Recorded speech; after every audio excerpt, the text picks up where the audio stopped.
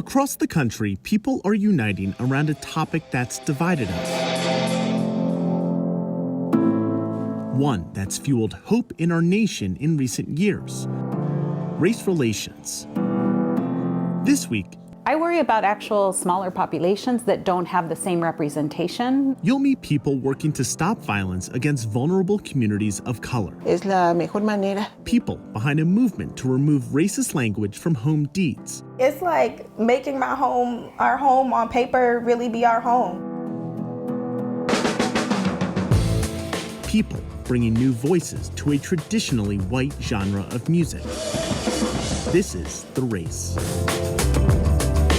Welcome to The Race. I'm Dan Grossman. For certain communities, new variants of COVID-19 like Omicron can almost feel like deja vu as streams of misinformation arise and spread.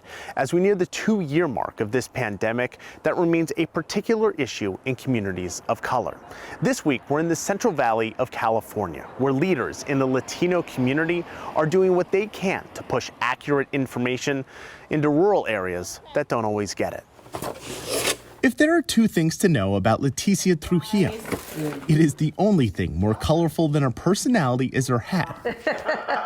And the only thing she likes giving more than these leftover gifts from the holidays is the love from her heart. No puedes describir la felicidad de mirar el rostro de las personas cuando están comiendo un plato de comida caliente y te dicen gracias, que Dios te bendiga. These days, that love typically goes to underserved Latino communities that have a difficult time getting their hands on more than just a hot meal.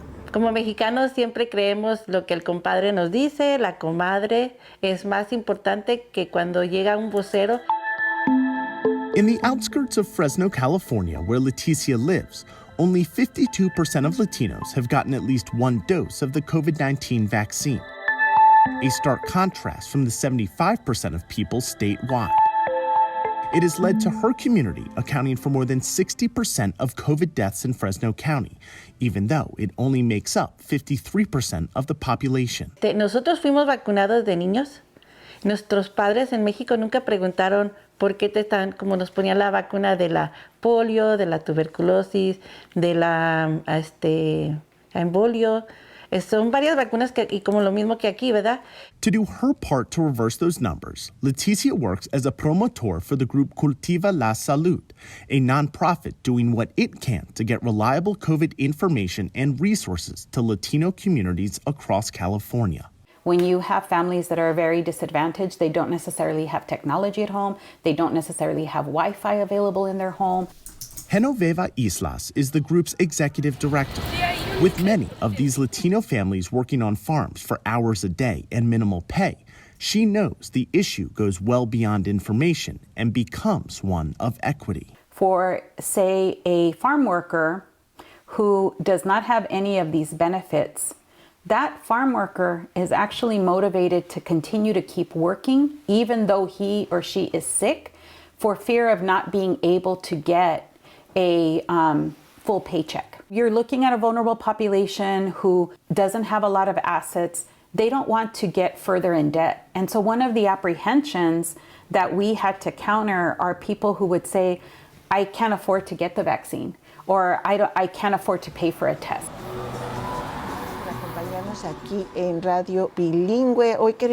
What they can't afford are people like Maria Arana, 5 años en adelante, whose voice and interviews with health officials extend to the places Leticia's cannot. people have an opportunity to call in, and they often say regarding our coverage of COVID that they're grateful that we are providing that information. Y también They say to look for the helpers. At least in the Central Valley of California, you don't need to go much further than these women doing what they can to keep their communities safe. 2021 was the most violent year against trans people in nearly a decade. 51 trans people were murdered last year, a majority of whom were trans people of color. Vanessa Michania shows us the safe haven that could help turn these statistics around. I'm 28 years old right now. God willing, I'll see 29. The average life expectancy of a trans woman of color is not even making 25. The staff at Baltimore Safe Haven knows how to help vulnerable trans people because they have walked in their shoes. I was homeless at one point. I had to engage in survival sex work. But if I can stop that trans girl, if I can stop them before they have to go through the obstacles that I went through, I'm going to do that. Melissa Devereaux, who goes by Molly, is one of the staff members who has lived experience. That scars you physically and emotionally, that scars you for life. It's a never-ending cycle of violence and depression that we here at Baltimore Safe Haven are trying to break. I was thrown out of the nest early. Imagine how many other trans kids are understanding this, not just trans women. You know, trans men, non-binary individuals who are going through this, suffering because of who they are. Aya Damons is the founder and the executive director of Baltimore Safe Haven. Kicked out of her home at 14 after coming out as trans, Aya was forced to survive on the streets, selling her body in order to afford motel rooms to stay in. It was her lived experience as a Black trans woman that inspired her to offer something that didn't exist.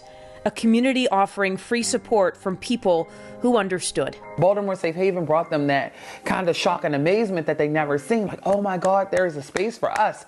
Baltimore Safe Haven staff members meet trans people on the streets, handing out free hygiene and safety supplies, offering housing, helping with GEDs and education, offering HIV testing, and connections to rehab. I think a lot of people really appreciate the human connection, to just be seen, just someone to like listen to them for a while. Part of having lived experience is knowing what it's like to lose people. While violence against all trans people is devastating, trans women of color are disproportionately impacted.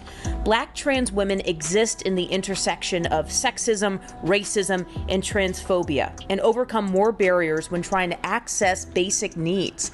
According to the National LGBTQ Task Force, Black trans folks have a 26% unemployment rate, 41% have been homeless, and nearly half have attempted suicide. And these are your fellow humans, like it's as simple as that. They're not necessarily always able to thrive. They're living in survival mode. My life matters. People need to understand that there's different people in the world.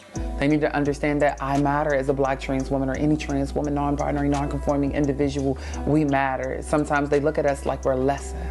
As Baltimore Safe Haven expands, offering more housing, more resources, and advocates for more inclusive policies, Aya and her team are asking us all to expand our hearts and minds to make room for more understanding, to one day stop violence against trans people altogether, and to listen to those with lived experience who are doing the work. Yeah, so we're tripping away at that iceberg, and one day we shall overcome. And I'm hoping it's coming very soon, because guess what? And I'm going to keep saying, we're going to fight like hell. I'm Vanessa Michanya reporting. You're watching The Race. We'll be right back.